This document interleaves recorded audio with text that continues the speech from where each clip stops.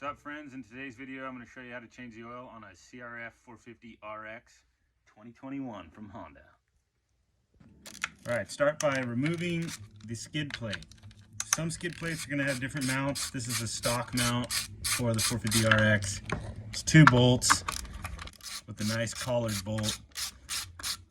If you have like a different style, a carbon one, hopefully I'll have one on this bike soon, but pretty simple. Skid plate comes off. This is where your drain plug is.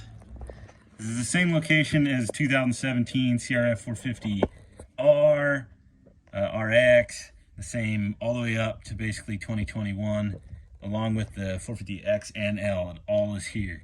This is a 10mm Allen, and a lot of people struggle over tightening this bolt, so when they go to loosen it, it's often very tight, and that's from the metal, I don't know the proper word, but it usually, like, you'll go to try to break it loose and it won't want to break loose. So if you back up a little bit, I can show you a technique that I use that it's kind of like an impact hammer. So I make sure that the ratchet is all the way in and I hit it like a quick hit. So that broke it loose. And as soon as that breaks loose, you can now spin it with your hands. What's really important is you use a long Allen. So I have, as I spin it out, I'm going to move the Allen wrench to the side, or this is an extension with an Allen socket. The other thing that's really important is to make sure your drain pan is all really clean, because you can tell what comes out of your engine, and it's like your blood. You can do a blood test, almost an oil test, and see whether your engine's wearing or if you have metal breakdown or whatever. So as I spin this out, I'm going to move it to the side, and all this oil in the Honda design is not going to go on my hands. So you can see how it just did that real nicely. Now we're going to check the color of this oil, and you can see it's in quite good condition. I don't have that many hours on it. One thing to consider when you have black oil, most of the time black oil isn't necessarily like a full breakdown of the oil, so to say, material. A lot of the times when your oil is black, it's a lot of piston blow by. I learned this from a very well qualified human that taught me that when the oil is black, it's usually basically combustion breakdown. So it's exhaust blow by that gets into your oil. And if any of you guys use race gas, you'll sometimes smell your race gas in your oil, and that is a perfect example of how your combustion blow by past the rings will get into your oil and change the color of it. But I mostly change my oil every couple hours, and sometimes even more than that, depending if I'm riding sand or whatever. In Baja, I make sure that I change my oil usually every day or every 300 or so miles.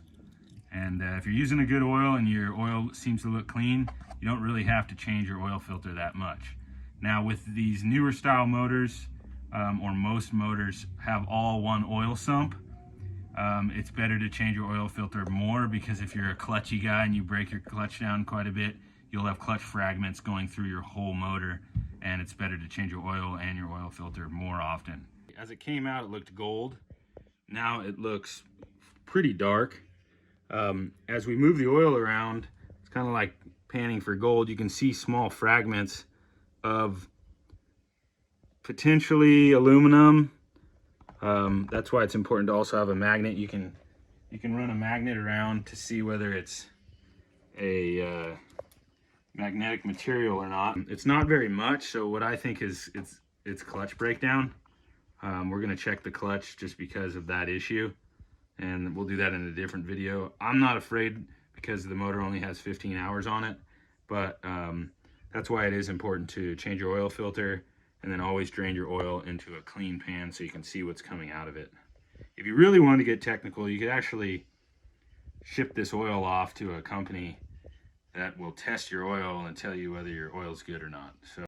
So you can see here, as I pulled the drain plug out, the O-ring actually stayed with the cases, Luckily, it's this O-ring. It's kind of a sticky one. It does this to me every time I change the oil, but as long as it's not ruined or extra smashed or whatever, we're good. So I'm gonna put it back on. And a lot of the times when you drain the oil on this model bike, it doesn't really stop draining oil for quite a while, but for time purposes, we're gonna put the plug back in.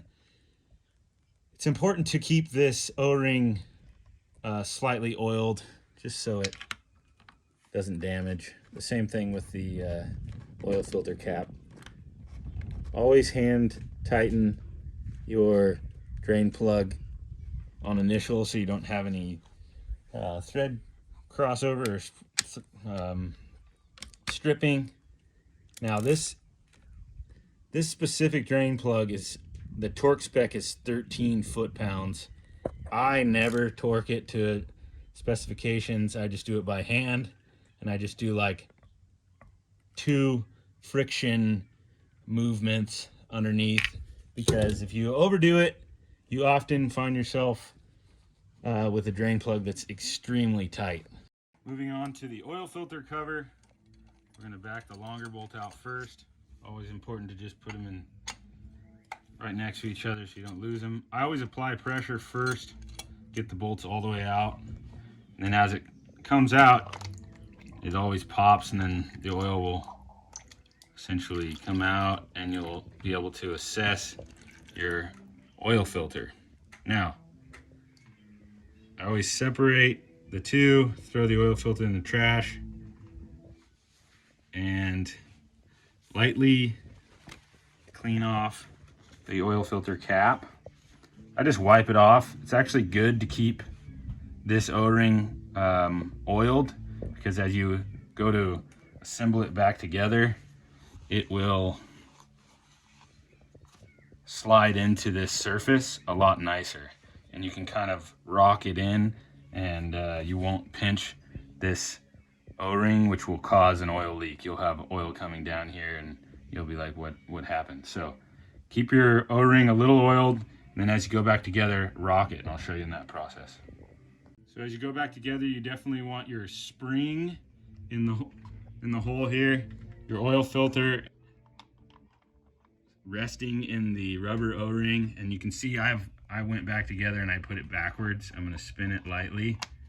Now, it's important to apply pressure with my left thumb and then rock back and forth and apply pressure, and it'll just move directly on. And that's the way you're going to prevent that O-ring from being torn. So I'm holding it still with my left thumb, and I'm going to drive the smaller, I think it's a 15 mil bolt, but now the larger one. These are torqued at 7 foot-pounds or 84 inch-pounds, or by hand if you've done it a lot.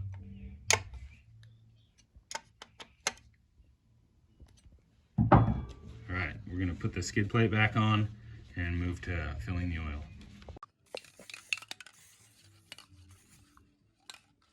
If you're ever washing your bike and you forget to wash the bottom half of it, it's always nice when you have your skid plate off just to wipe over your engine and keep everything really nice so the aluminum doesn't create more spots than it already has. So I like to keep my stuff fairly clean.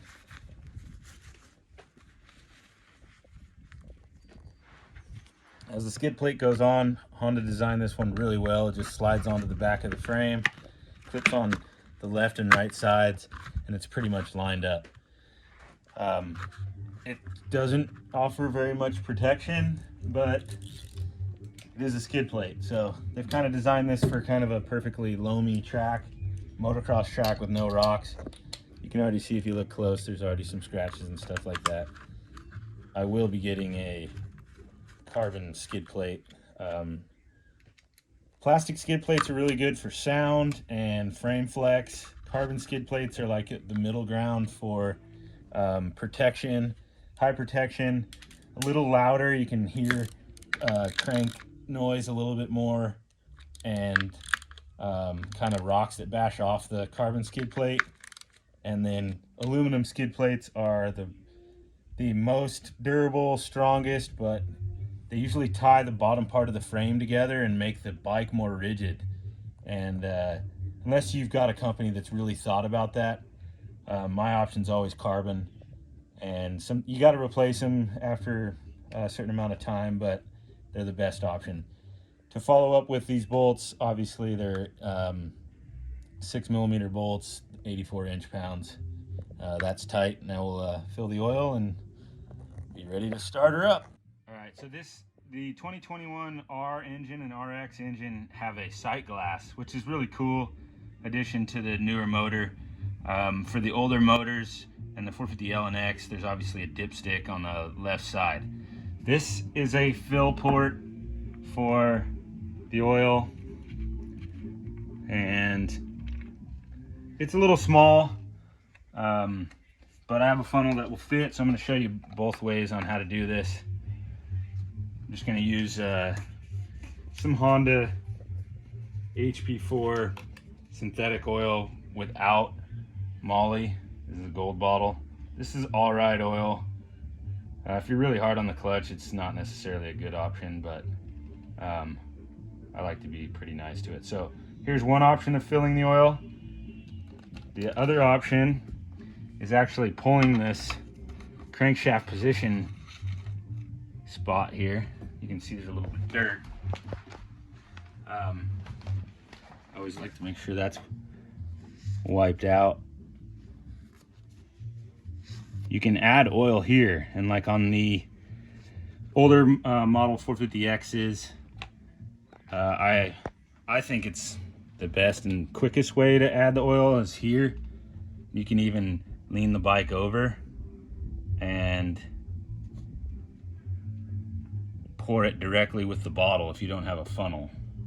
So I'm going to put 1 full quart into the motor, and it calls for basically 1.1 if you didn't change the oil filter, and like 1.2 or whatever if you did. If you have a completely dry, it's like 1.35 or 4. I just go based off of the sight glass. So you can see we poured 1 full quart, and down here in the sight glass, it hasn't even shown up in the sight glass yet. You can also see that almost a very similar level here when you're pouring from here, the sight glass top. It's about, you know, 1/2 inch. And so if you're pouring from that and the oil overflows, it means you definitely have enough oil in it. Now, the other thing to consider is these Henson covers usually are a little bigger. So you can add oil capacity, which is better for your oil life. A little bit more oil in the engine is definitely a better option. So as I add oil here, you're going to see it rise up into that sight glass.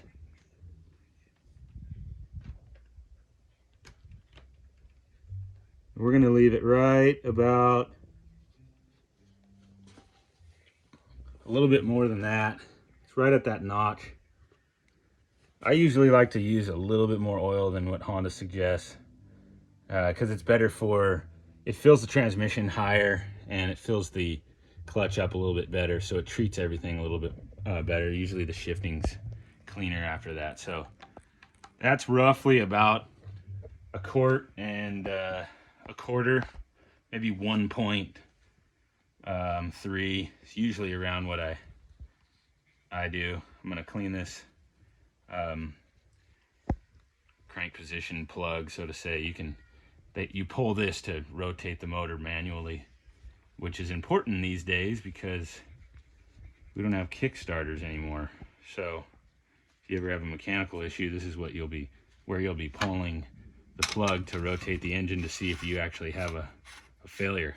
Now, this is a similar plug as the one at the bottom of the engine, so it's probably around 13 foot-pounds.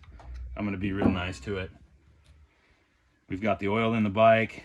That was 2 different ways to fill the oil. This option, if you had a brand new clutch, this option's better because the oil will go in and kind of cover the clutch plates if you decided you were going to install them dry.